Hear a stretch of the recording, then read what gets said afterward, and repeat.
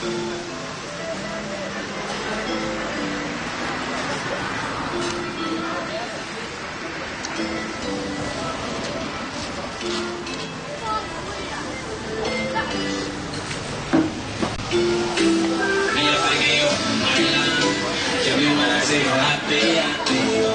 just wanna show you off, baby, 'cause you make me believe, girl, everything you do, my baby, my mind is stop racing on. Me, I'm thinking you, my love, tell me what I see you happy, I just wanna show you off, baby, 'cause you make me believe, girl, everything you do, my baby.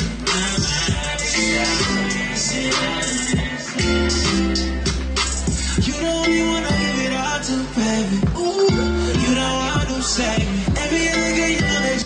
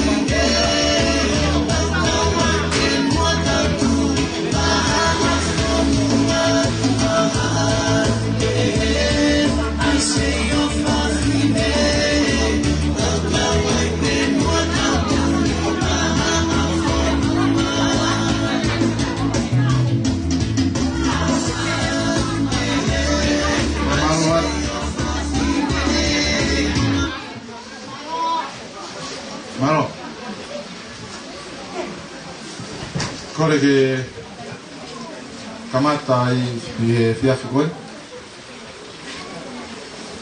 Ko toi ko osi na panga maari e katoa ngahi tūriki.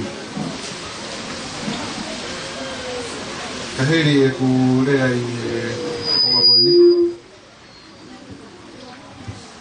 Pea e te ukore ai ki a hinlei lato.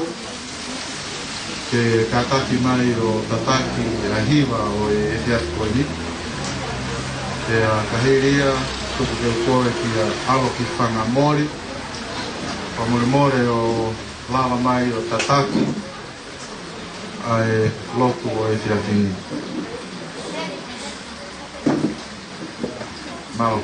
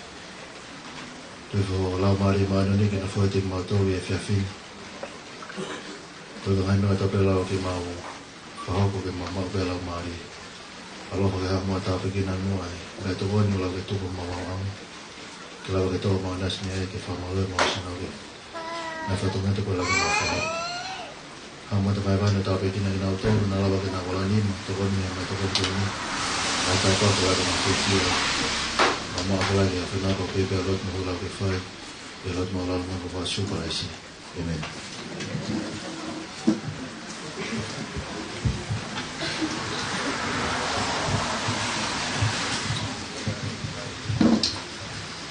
Tapu ki he otua makmaki o kuna pio e kao toa tonga.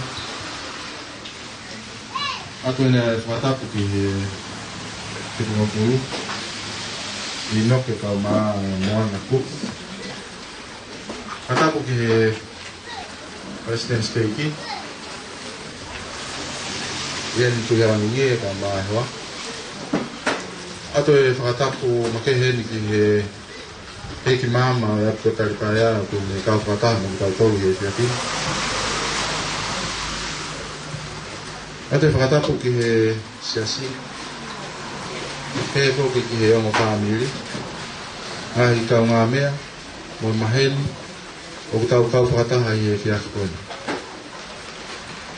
Whakatapu makehe ki he tokotaha o kune whakataha ki kau tolu he whiaki ni. Tahele ko sista longa poa. O ku makatou ngai e tau whakataha i e whiawhini. Kia taha moa ki he motuani ke whakatoa e whatongia, ke whai hakiri rea taritari i e whiawhini.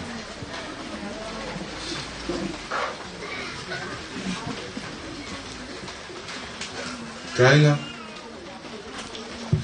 o ku hongerea, ke whahaa tuaki a e mawhana, a e whamiri pe mo kainga, hono taritari loto mawhana ki mo tōu i e whiawhi koina. Tātai ki whikuno furu, ka pēte, tātai ki paresteri. I kai ke mau whamao ki mau tōu harea pe unga. Ke whahaa ai mawhana pe mo e taritari rei. Pe tuku ho mou taimi ka mou lava mai i e whiawhi koina ke tau kau whakataha. I he whiawhia, ko ui ko i kuna po whai e sista alonga poa.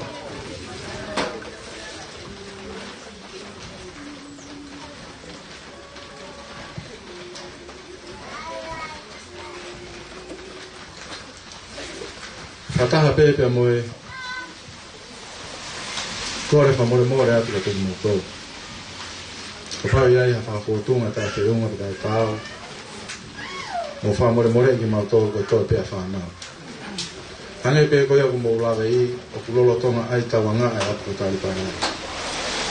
Ka ku hai te rihanga tau, ai fuwhi e pia mo veke o pia teki mau tōu. Ko hui, ko ngawe maongo ongo, nai whai e roto a e me ui e tāhine koini te whahoko no pina wani. O pehe ai mawhana ai whamiri, ke taritari rea ki mau tōu, ke tau kau whakataha. E no whakailonga i mo whawhiawhiai, ai ngāue, o whai he tāhine koini, tau whiawhia kotoa ai. Rewerewa e malanga, ka tatau atu. Whenga maria koini, ta hoko toa i ki hono whakahoa e tahini ko sista longa poa.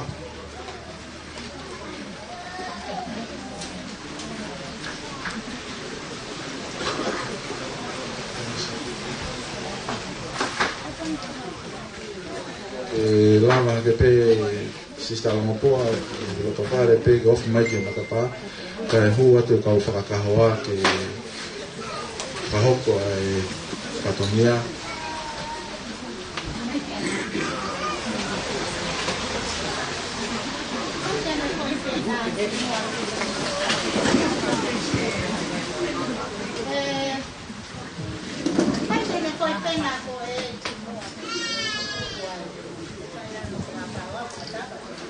Io, sai, lava mai pe koe salini di mua ko penate, whahoko ai.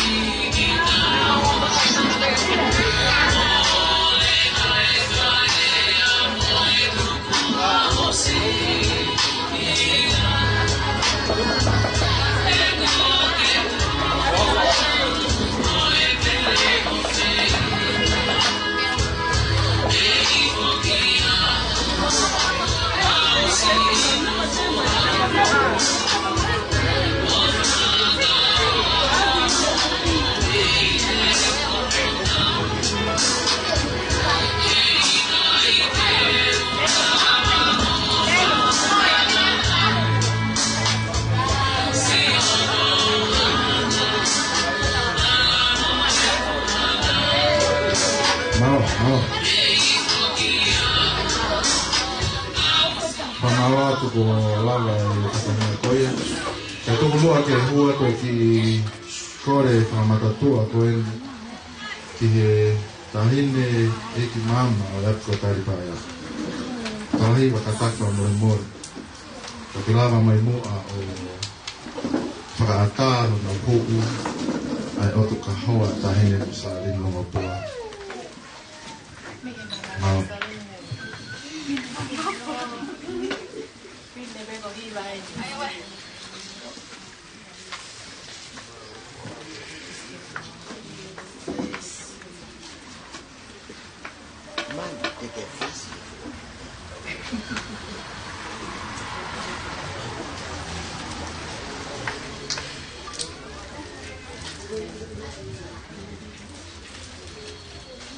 Oye, Pi.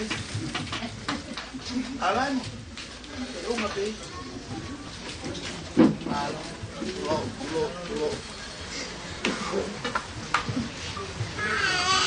Pamalo tahine Islam na epko tari paya. male ko ni hopa to pe ki tau te pile. O tina to ko ya ni pare mau pe no. O tau to ko ni to ani ko re kono mo ya. Hablaba mai pe hen ni to ilalo he te niki. Ko pere ki e muy he. Mo kamata mai pe o mo tana ki ya yo ha o no mo me ato pe ko mo me ana katak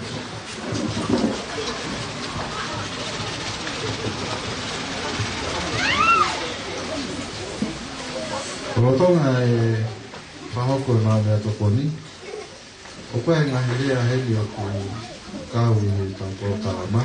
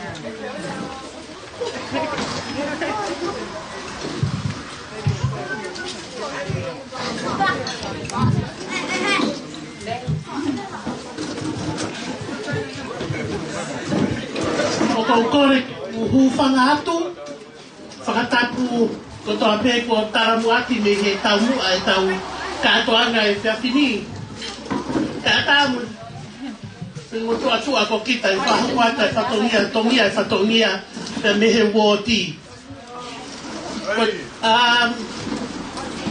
kai ke whaha hanu ko ma wōti ko wōti o wōti city me a ko toa pē hau ki ai toa pē repe mau pi sope me a mai loto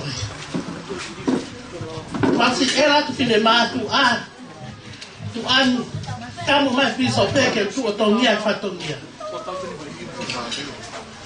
pi sope ona ke te pehe tō kele hao lea ha pei tuku tike mea holoa pea i he fia ke tongia e whatongia ni o ko fia tuku mi ta whaaki Yango ko e whakawhia. We are welcoming back a sister Longopoa. Ka ko e best friend Yango Tupo i he wōti. Tāgu e papia e ma. kamata hake pehe woti nima. Wa uki he ne hiki atu ki Amerika. La ne whakawhatongia i mai aki au. A whanau ko toa hano whangatunga ane na wako ilia hona. Ke tokanga ki ai.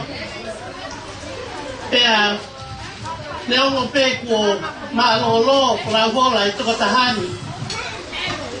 Ka watu e kupo po aki ofa. Ki atu pou. Maufiu, whamau ho mauloi ma tā ki whasi kona. Tau play mai he DJ. Nea mau manaku ofa lahi au pita tu ki a koe. Nea ongo ho hola ki Amerika. Kana ke tuku ho lau maali e i ho mou. A pini. Pea koe fua e lotu mo ho la we. Kutau sio ai ki he whakahoko e sista longo poa. Pakuhange koe lawe ko ia ai pitu ngofulu. Pe po ia i hawhai whekau pe hei ko ngani. Ko alu ia as an ordinary missionary. Te ke alu pe o ngā ue he tau e ua. Mahina ua wha. But, very, very special our Peter sister Lonopoa. She did an extraordinary job. She went an extra mile and did 32 months.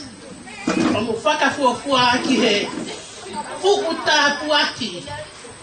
A whea mai he ki tahine koe ni ki hona loto whale. Ta tuki maa loa tu pea tu pou he wike kua osi. Osi ilo i pe e tu pou. Sayange ki e upolau. He e mo ui lele e whamerini. He hiki toa e whakate holo e whanau. Whangatonga ane, no whanki ila mutu, and her nieces, i he mala e tau ai e ki. Pea pole ai e City Woti. Mawala ato puke mai e whae ko eni Amelia. E ne hanga petongi a Kongo mautafa aki i he Woti. Ringaha lea, lelei, ke mahabaha no kumotonu. Ko e lau kaupe, he lava mea, lau kaupe, he whai mea, hope atu, i he mea kutotonu ke whai a lelei, ko e lau kaupe, he tau hi moe ohi whanau, ma onga kua whakahoko, ke whanau, lave monua e City Woti. Toki o ange pe ki whanau ni, ko mau osi, nofo mai matonu he Woti, moha visione te nau whai e mea koto ape te unga mo tau me longongo na lei a galaxy. O ku mama ua opa lahi atu. Pea ko ilo pe e a ua te maupoko aki ki Amerika ki a mapa. Mapa Fispolau a ua ki whai toka. Tupo mama ua opa lahi atu au pito. E pia fini mate ale upe fie o kisko ka kontara me no foi ko mamalu tau ke yongo i pe tau a apa ko uhiko po tau ku mama ka fia ta e hano katau mo whakahante mo whakamalo ia fu te pire mahu koeni ma lave monua ko whakalangi mo onen ko tau whai tau pe mo e kina pe mua he whai lelei mo tāna ke nahi oho whanonga ki he tae ngata, i he mea koto a pēr tau whai, a ako ki he aho ki aho. Mau ofa lahi atu, mau kau biso pē, alo mori ni whakafonga mai he aho ni. Sista longo poa, mau ofa ati a koe, au alu ai pe he fuiwi kona kuke he koki mai moia me malae ngā whai whekau, hoping for a great miracle to happen i he tau ki City Woti. Bring some more songs. I he tau ki I fold, ka nara ki tau hoko fia pe hea. Pa mahalo atu ka kefu, mo whakatehina, mo whakatoko wā. Whakalangi ko whai koe ni. Malo, kai kia halea pe unga.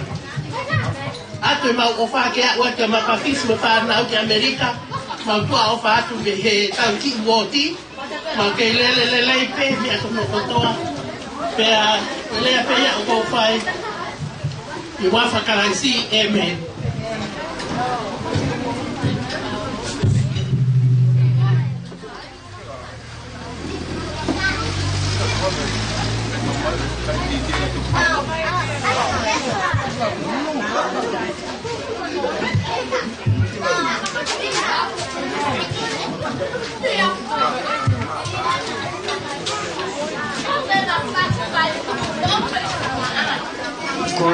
whakamore atu. Whakamare ko ni atu ha lea whakamaro atu moto. Watapu ke tamai he wani wafio o tau haran. Watapu atu ki fitu mufuru. Watapu atu ke Palestini. Ate whatapu ke pisopere ko monotokoni. Watapu atu heri ke eiti mama. Sistala mo po atu. Watapu atu ke family fae.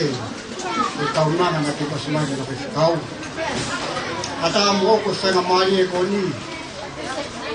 Whakafufonga atu e rea. Le family ko ni. Tino mo fulu. Ko family ko ni. Le tupu hake e whunga mga kehe ko ko siasi kehe.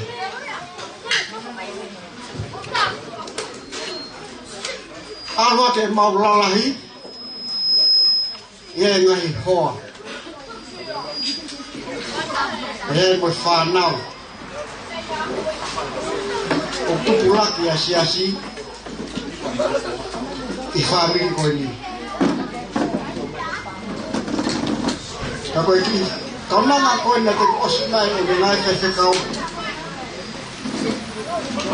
Koe tako nima ki ia. I whamiri koe ni ngai kai whekau. Kau toko ono. Kau ngai whekau i whamiri koe ni.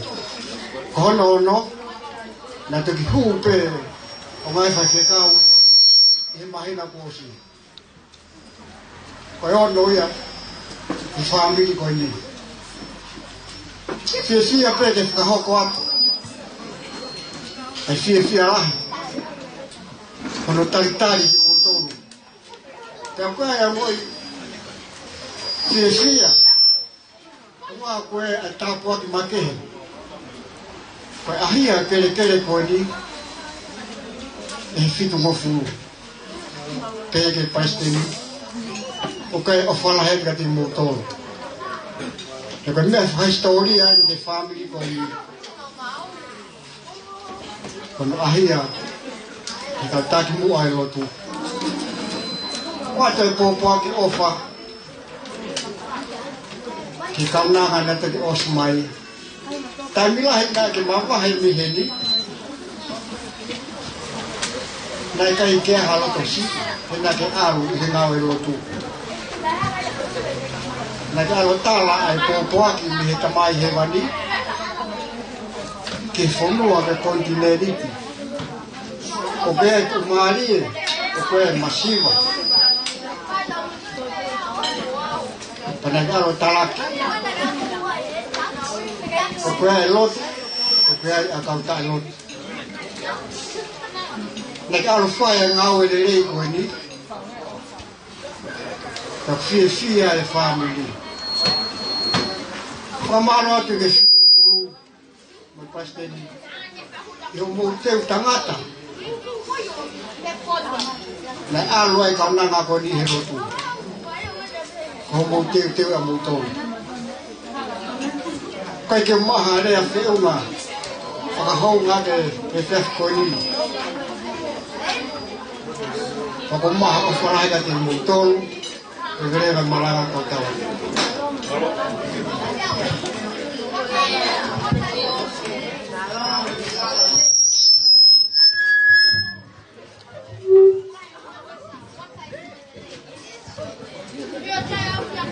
Malo.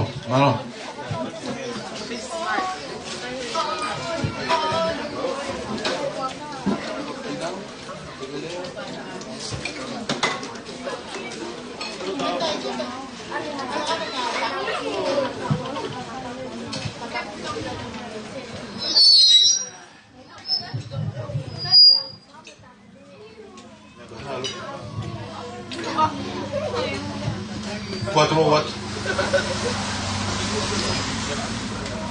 Col VGU. Fotografia e conta il quattro. Col VGU qua mal watt. Buat tapu buat pia koin. Aduh mo tuan dia Fafnga ya tu Atapa Ifae Asistan kuat Untuk kau lah ni Umumnya yang mutuan Kalau sisi ya wia Fae asistan kuat Pia tu kata ayah pula, tuan ke ihe ni hendak kau ini. Kalau tu yo pula yang itu ye soa, kerja lama ni.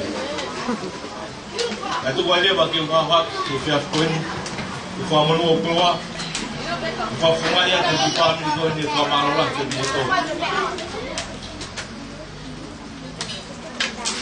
Kau ni soal ke mutuan ni kira-kira ni.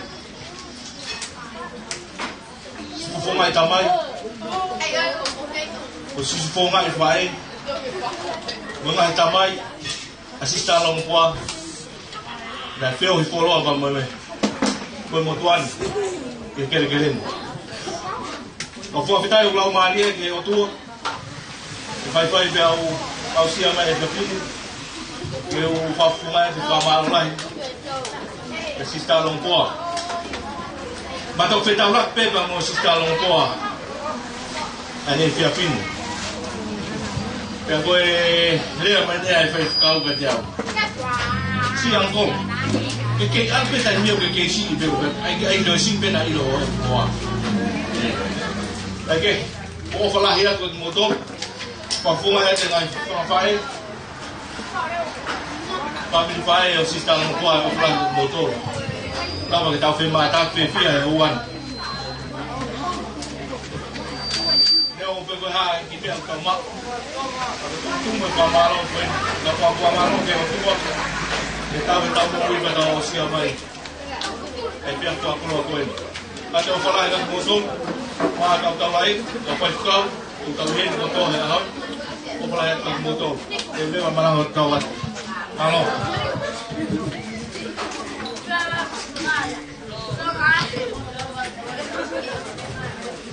Amalo watu kilelea ni tokosi. Kami pia ni lava gani ai. Tenga Maria koni. Ni maya iki aitem. Kwe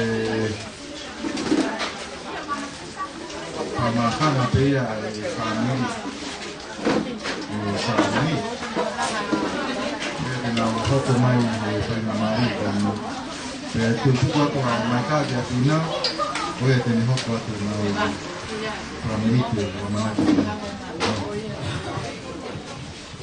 malo ang pita na Maria sama mo ra ta kay aquí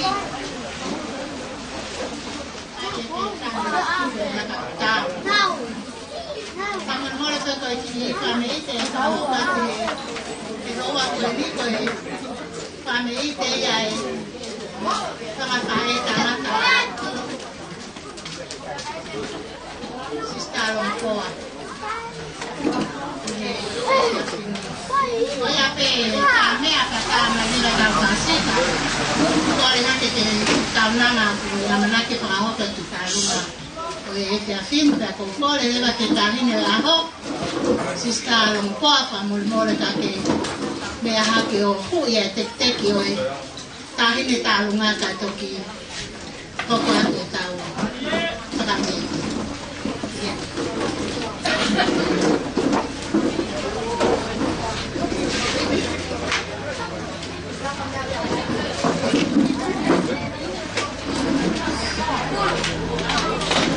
Amor pe kai ma pe o ma o ki ma ko kai amor ko ni ko kai sayang ta tawa o ki na tu ma pe hen au si ai tau fa na o ka hanga o ta ka ko na fai o fai lo nga ai gospel tau e ko sisu kalaisi. Kaya ko makukinga ya katika utoli. Kai ko na to ko ni fo ko ni aya ki mui. Ka ko ui fo ki ko tawa ngai tangata fo kia. Ngai haponi ko te ai peke na hana ki fere ko tawa. Hanga ko to apeki ai.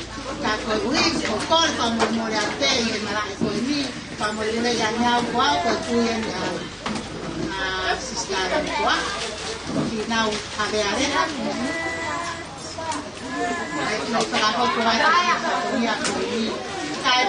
Taneo ko ko pamalo lang ya kya sumatan ka man ngalawa kita alan. Ito kya motor mo ko pa kita kita to sa tomia ako ko tao kya ko to ako ko dito o para tua ko ako tao nga to fare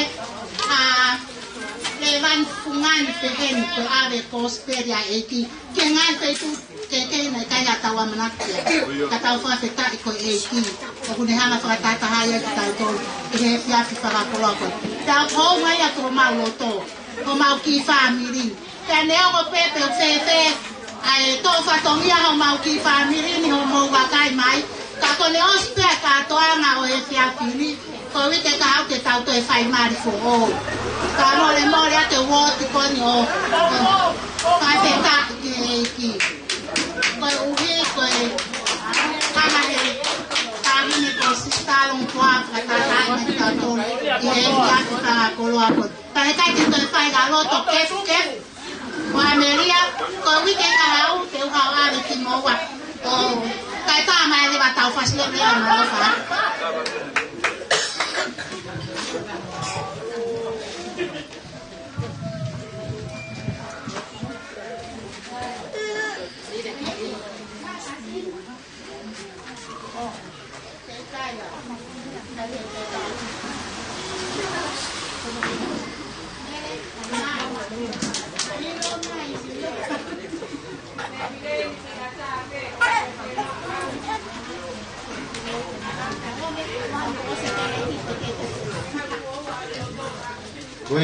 Pues te pide lo que te va.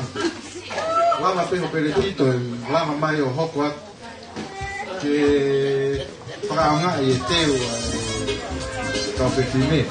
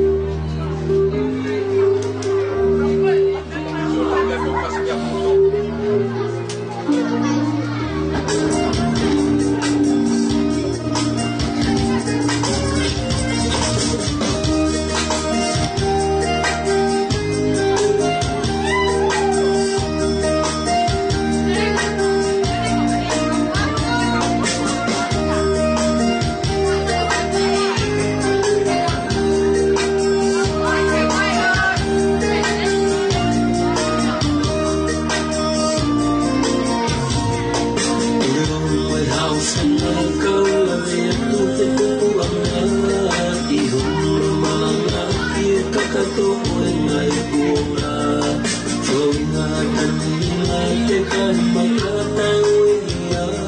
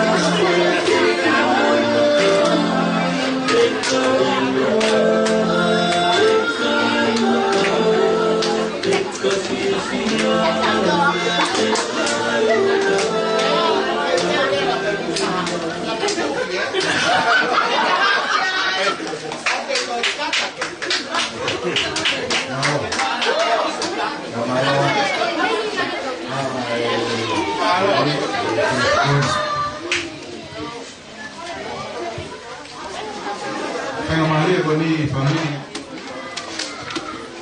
Pero toko ia tama tahine ku ana na ho ni. Kataki family mo sister mo po. Mama mai ya. Ya kahini ele pai sister mo po. Como que corre. Presión de la ley que me canta y favorece el boa. O fao se mai aí dia ficou ali aqui tá bom. Wow.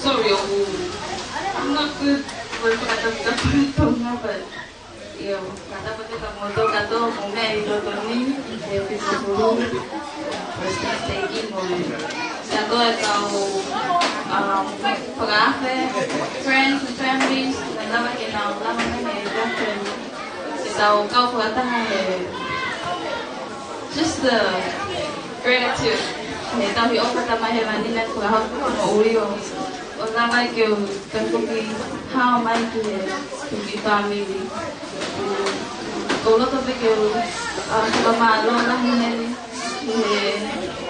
tahini ba ko kupou most me ko to pe she left us last week. She's actually the pioneer of family ko ni ko yana raki ko fu ka usiasi ola na ke uluya to na family and she had cancer. She's been fighting cancer for many years. I'm going up to go and go be a people. And it's to hang a bed for a especially if we had time now. Stuck I go Africa. She kept messaging me. We made my photo but her condition got worse. But she said she had faith in what we pick your fucking make it done. But I thought I'm gonna get that about. Even in Zambia, the family called that it might be hers, maybe only a few weeks left, and they were all prepared for it. And then a miracle happened. Okay, we the labor with me. Oh, I'll let time your ma or how good no sila, and I let fear out to those.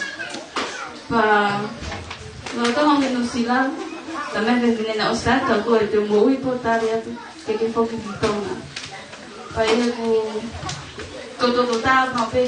check up on her for now I'm the one to always call and comfort her, just share with her so she can have peace in Christ.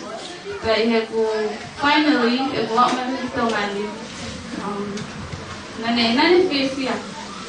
and I didn't know the condition she was in. I really thought she was looking forward for this day, but unfortunately the Lord had different plans. The Lord needed her, and she left. In quarantine, but I'm grateful that I got to speak to her in her last moments on earth, and I'm grateful for the gospel because although family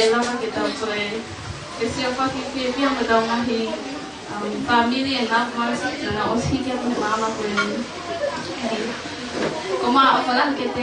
but I know that she's happy.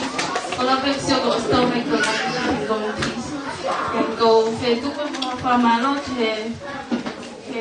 pangatamai Alani mo Tino ko Dani and Kefu as well. Pingahi Togodi, Pingahi Popo Tape. Wala dito mga like na to. But yeah, ako lang na to mga kids, mo family, America, Gamapa, he really played a big role in my life. But ako lang dito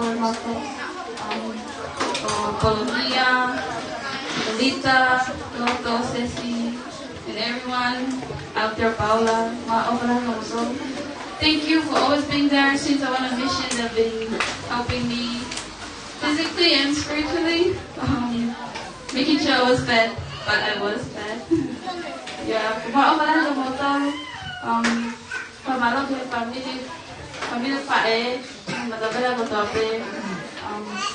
can't repay all of you back, but I'm just grateful, and I thank you all for standing, especially they're my first mission president, and we served together. I learned a lot from you guys, and I'm grateful that you made it tonight. It really means a lot. For staying safety, for my life, and I hope about it, and I hope I'm talking family.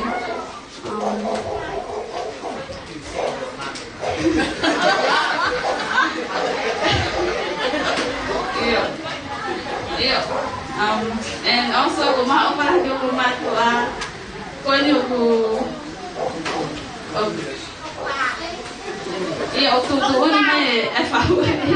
family, get that money.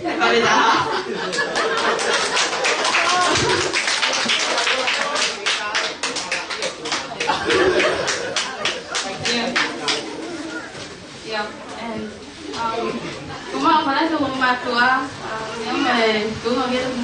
but I never felt like my parents were not, together because they were always there. Pero pamalo parece que estaba pegando tanto, parece que no hay so download everyone here. Pamalo to my friends, my families, the meeting tonight. Thank you so much for taking time. So I'll try to keep it short. But I do know and I'm grateful for the time that I had to serve. I know that Church of Jesus Christ of Latter-day Saints is the Lord's restored gospel.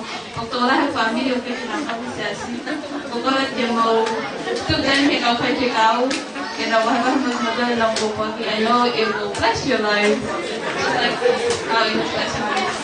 Kamalo kaya yes, been a father figure and ikaw rin siya. And so maao ko lang yung ito and I have to live with these things in the name of Jesus Christ. Amen.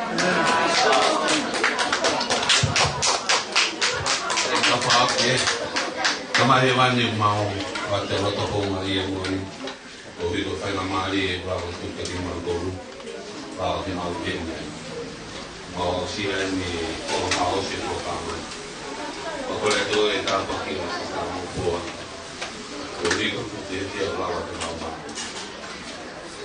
ba kai ni polo ka ba wa ke mau te ma ta ke ali o me ke ne ba na ke ri mau to a si si Mauko. Ma Korea di dove sta per chi non ha più un ma ho tempo a fare per non e che fa stendere stetti ma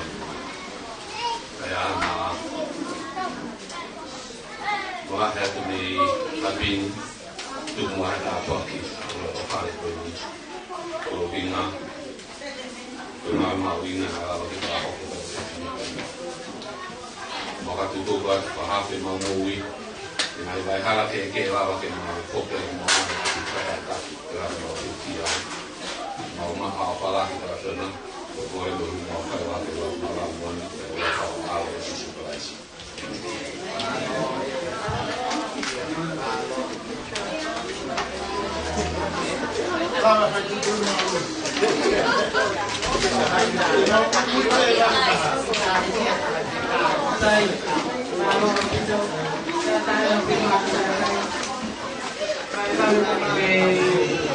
Depende ng mga kita po. Kata may tapo. Depende ng mga taas kamuto.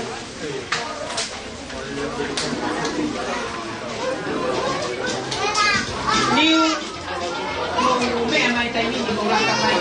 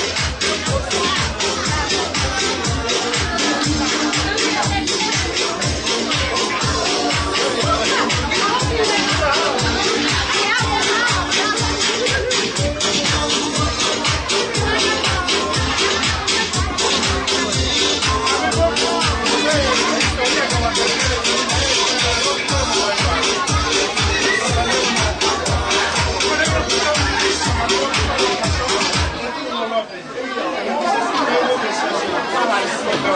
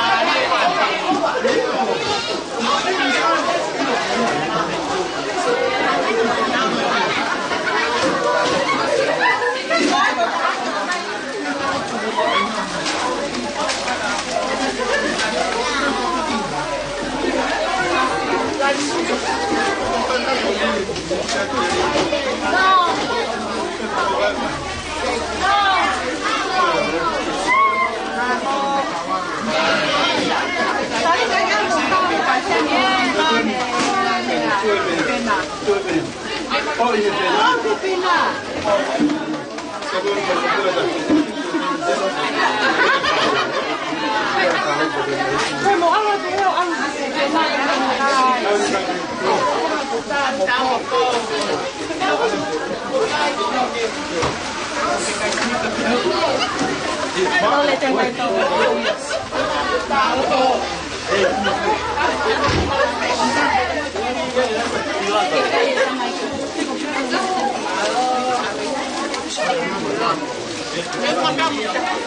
Ghiền Mì Gõ để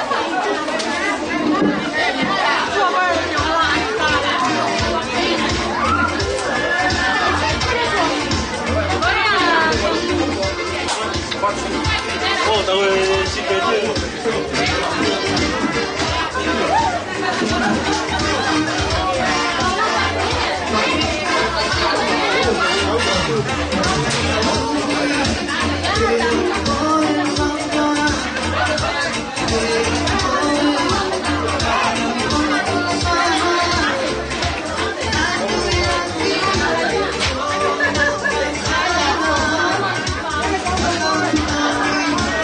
bỏ lỡ